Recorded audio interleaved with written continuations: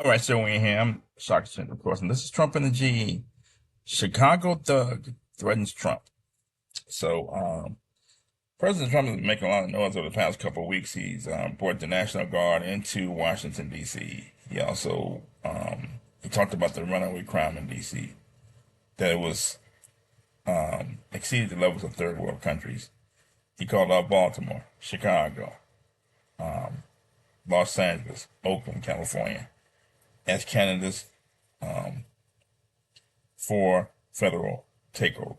That he could bring the troops into those cities as well because the crime was runaway and he needed to keep U.S. citizens safe as the commander in chief of the United States, to keep the public safe because the policymakers in those cities weren't doing it. This is according to the president. He had a press release and he signed an order to bring troops into D.C. the same day. And the results have been apparently miraculous, according to Trump. He brought the crime down. The mayor is trumpeting the efforts from the federal government and the results. And certain members of D.C. are saying this, they feel safer in the city. They're not people, not a lot of young teenagers on ATVs and motorcycles and bikes threatening to contact people and threatening people with guns or assaulting people in D.C. And so he's gotten pushback from the mayor, Brandon Scott in Baltimore, Mayor Karen Bass in Los Angeles, and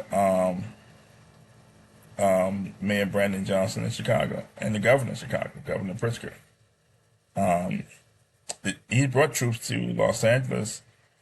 The court said it was illegal because the government didn't ask him to do it, but the troops are still there. The court said of the troops that are still there, they can stay there. So the Supreme Court said the 300 troops that are there, or excuse me, federal judge said the 300 troops that are still there can stay there in Los Angeles. And when Trump says he's going to do something, odds are he will do it. And I'm not sure how long Chicago can fight him off because they have their own financial or fiscal problems in that city. And now you have gangs or thugs in Chicago warning Trump, don't come there because they are a different breed. And they about that action. I'm going to try to share my screen.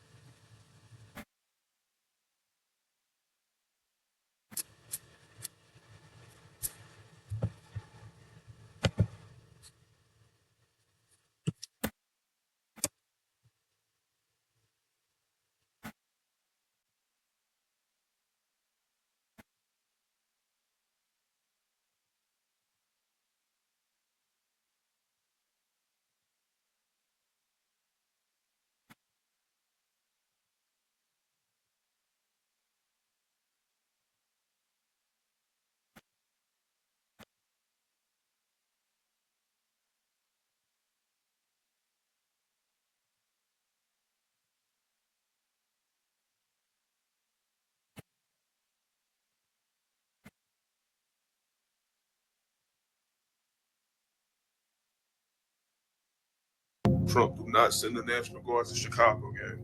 Do not, I repeat, do not do it. We are a different fucking breed out here, nigga. We are not Los Angeles, nigga. We are not Washington, D.C., nigga. This is Chicago, nigga.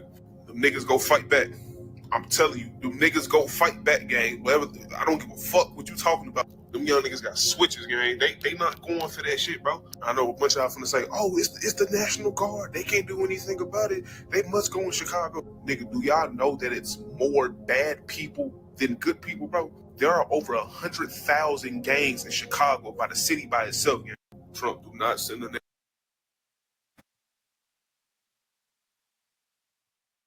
Okay. I don't know how old this guy is, but he seems rather immature. I mean, he clearly said, gangs in Chicago about that action, which we've known for years because we've heard stories about on the weekends, 30 people getting shot on a weekend. And on holiday weekends, it's even worse. But on weekend, 20, 30 people getting shot and 3 or 4 people getting killed on weekends in Chicago. That's normal. That's normal.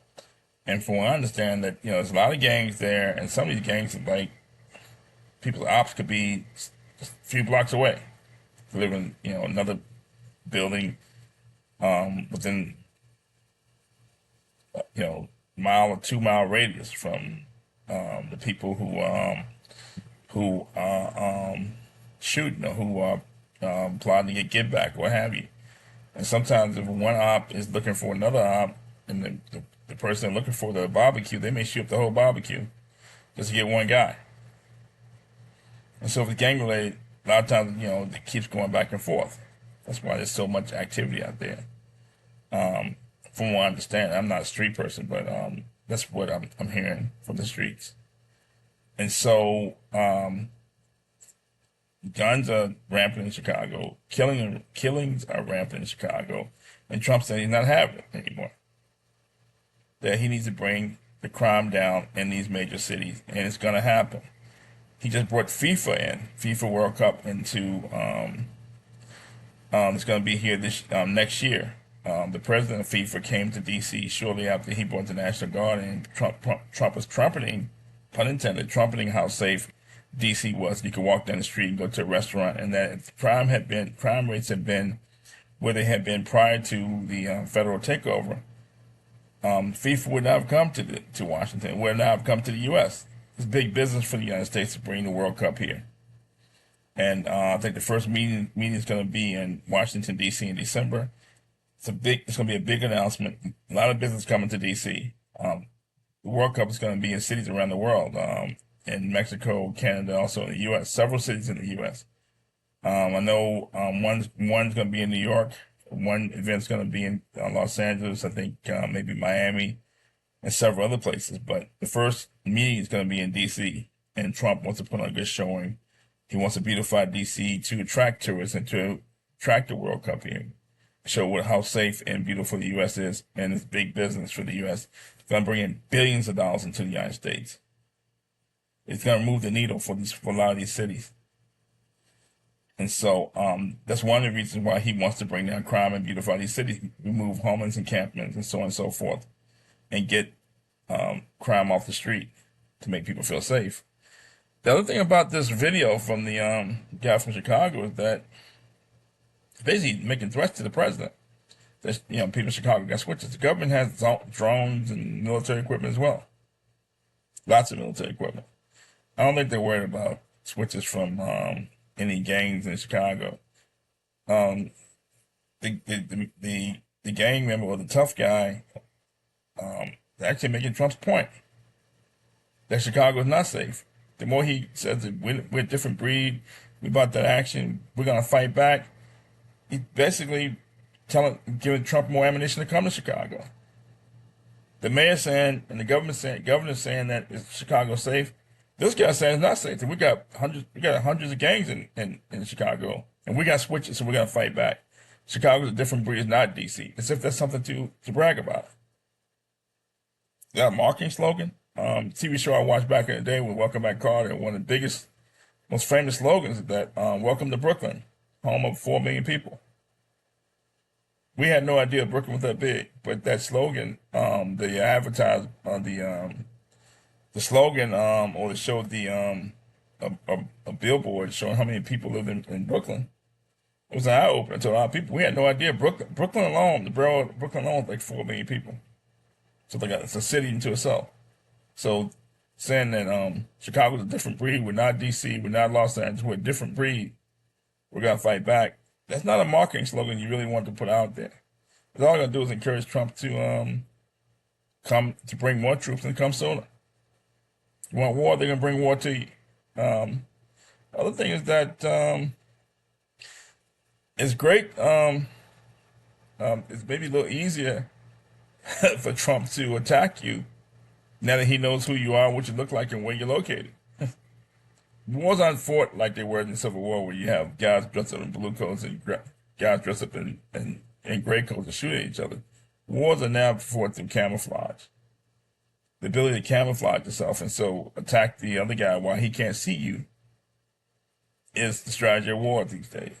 The worst thing you can do to a soldier is have night vision and let him know that you can see him. Most soldiers today, if they know you can see them, They know when you know their location. They take up their equipment and go home. So now maybe easier for Trump to attack you, this tough guy and other people in Chicago. Now that he knows how to reach you, how to find you. That's Trump and the GE. Thank you.